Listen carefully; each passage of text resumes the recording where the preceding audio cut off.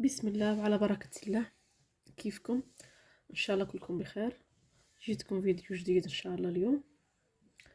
الفيديو اللي قبل الفيديو جاتني كثير أسئلة، خصوصا كيفية ملء المكوك.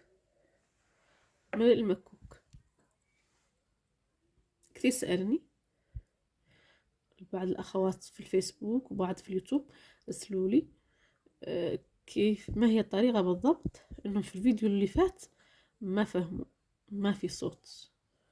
قالوا لي اني نشرح لهم بالتفصيل، الاخوات اللي راسلوني في الفيسبوك والاخوات اللي راسلوني في اليوتيوب.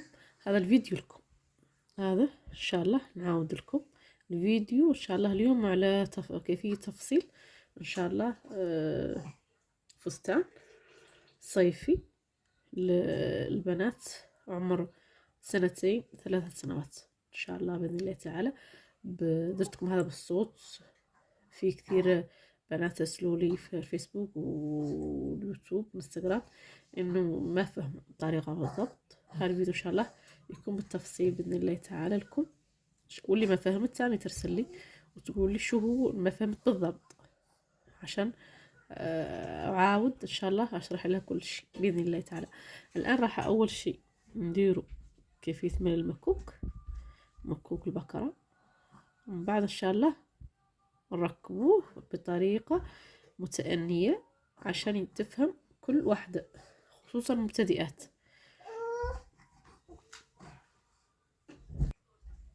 اول شيء تشوفوا فيه ثقب هنا وثقب هنا.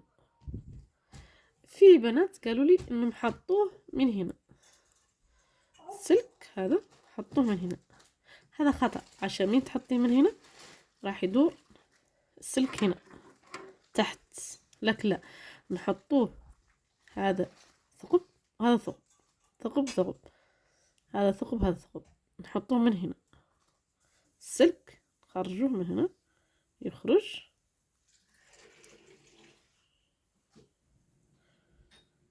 عشان منين يدور راح يدور من هنا، والله يدور نفس الشيء من هنا اللي تحبي. لكن لابد تعود في دائرة. نحطوه كذا. درتكم هو الأول،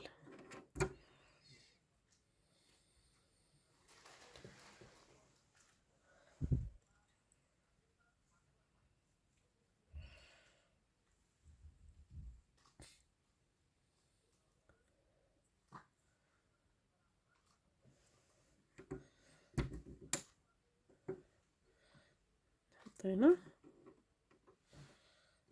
بعد كذا اروح بيه ما بعرف اذا كنتوا شايفين، ان شاء الله تكونوا شايفين. هذا هنا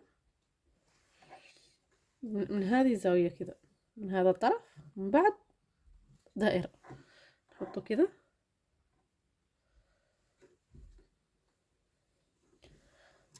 عاود احطه من الطرف الاخر، خرج عن السلك. دائرة قلت هذا السلك يجي من هنا، من بعد يدور، من بعد نقوم توصيله في هذا من هنا، من بعد صاير ادوس على واصل الكهربائي.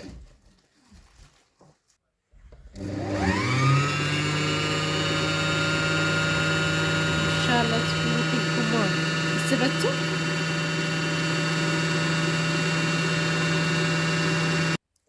افضل ادوس على الواصل الكهربائي حتى صاير هذا عندنا مكوك حتى يبطل يدور. اذا توقف يعني ان المكوك صار عمر امتلأ. بعد خلص عندنا صاير اكتمل عمر. الآن نجو طريقة تركيب.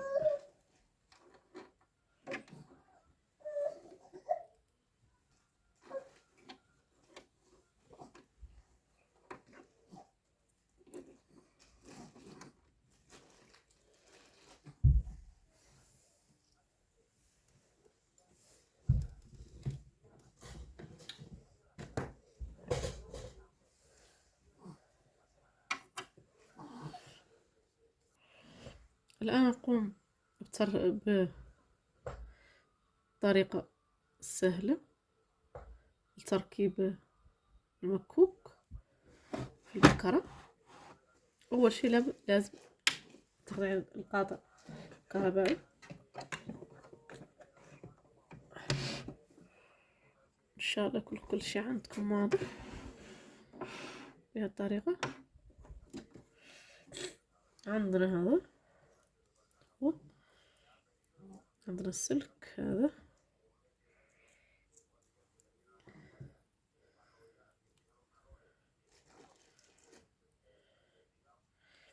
هذا يكون الداخل. هذا ما عندك أي شغل فيه، لازم غير هذا السلك، هذا الخيط يكون خارج. هذا ما عنده أي دور، هذا أصلا يكون دائما في الجهة كذا.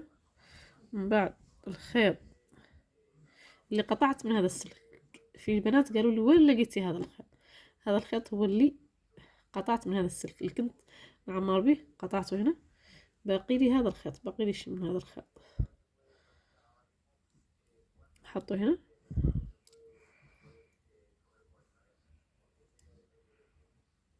هذه الطريقة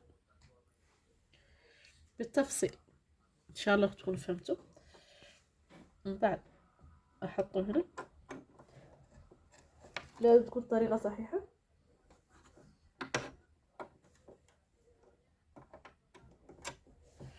لازم يكون عندك هذا، نفتحه، اركب صاي، ركب عندنا صاي، والسلك يكون برا.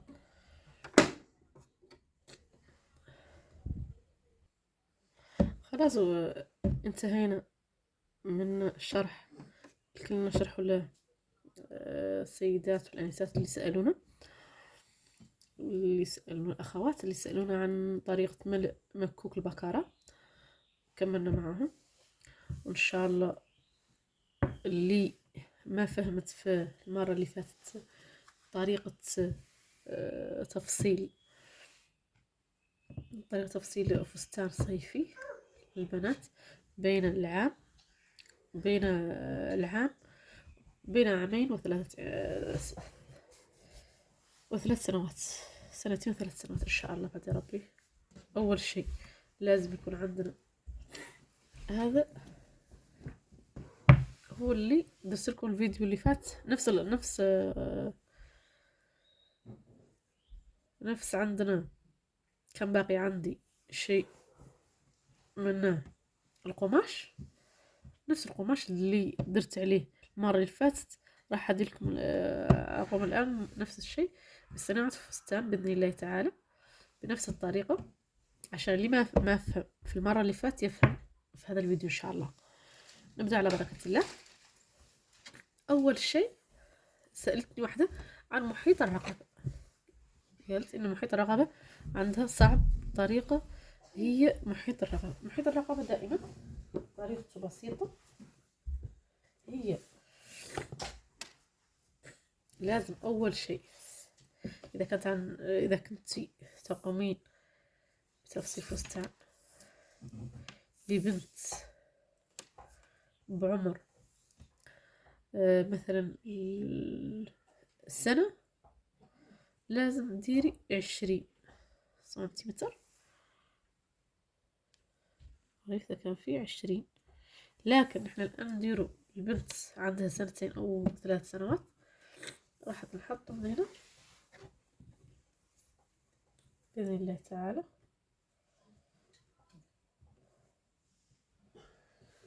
إن شاء الله تكونوا كلكم كل شي شايفين. هذا قياس.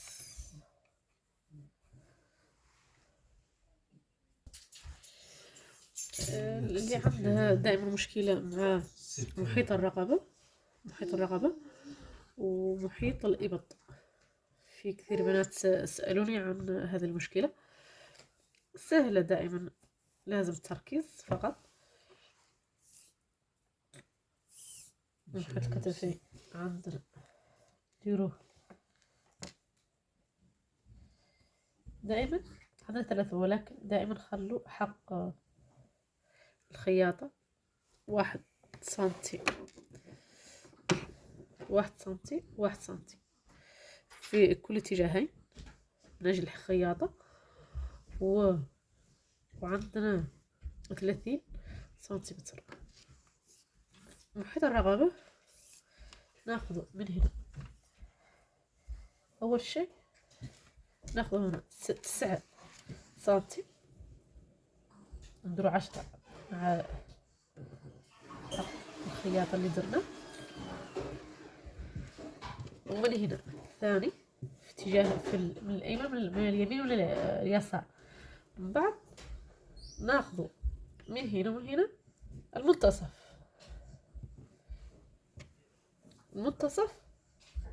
ناخذ 3 سنتي إلى 4 سنتي ونعلم عليه. من بعد نقوم بدائرة 20 سنتي مع حق خياطة 21 سنتي.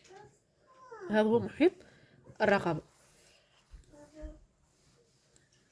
من بعد محيط الإبط ننزل 11 سنتي، واللي حابة تترك 12 سنتي من أجل الخياطة تترك أفضل.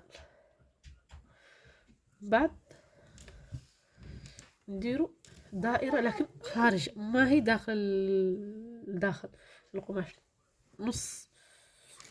نصف دائرة، لكن لا تكون هكذا، لا العكس، تكون هكذا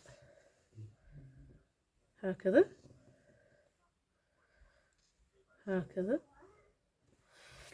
وفي الجهة الأخرى تكون هكذا. هذا أبسط ما يكون، ولكن يمكنك أيضا أن تقوم بشيء آخر. تنزلي 11 سنتي، يمكن ما هو واضح،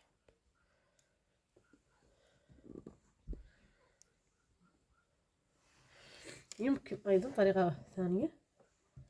هذه الطريقة اللي قلت لكم الأولى هي طريقة بسيطة لكن لازم التركيز. لكن يمكن طريقة ثانية، عند ننزل 11 سنتي هنا وناخذ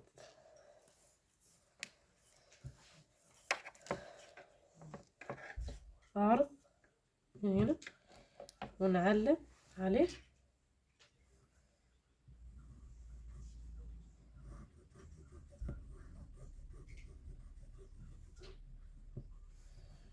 يجينا عندنا نقطة تقاطع تنزليها، وهنا تنزلي نقطة تقاطع من هذه النقطة إلى هذه النقطة، تقومي بإيصال، شيء سهل. ومن بعد تاخذي مقياس الطول، بعد ما اخذتي العرض تاخذي الطول يكون 50 سنتي. بعد ذلك تقوم بالقص. عشان ما نكون طولنا الفيديو، ان شاء الله نديرو فيديو ثاني فيه تفصيل هذا الفستان بكل تفاصيله ان شاء الله باذن الله تعالى. وهذا الفيديو هو شرح للبروتوكول، راح ان شاء الله نديركم في اخر الفيديو البروتوكول كامل وتمشوا عليه ان شاء الله. هذا الفيديو فيه الشرح، وبعد الفيديو ان شاء الله ندير لكم بروتوكول معه ان شاء الله مرافق له باذن الله تعالى. واللي ما دارنا لايك يدينا لايك فضلا وليس امرا، ويدير لنا ان شاء الله الاشتراك ليصلك الجديد ان شاء الله. تبقوا على خير. مرحبا، هذا هو البروتوكول اللي قلت لكم، تتابع الفيديو.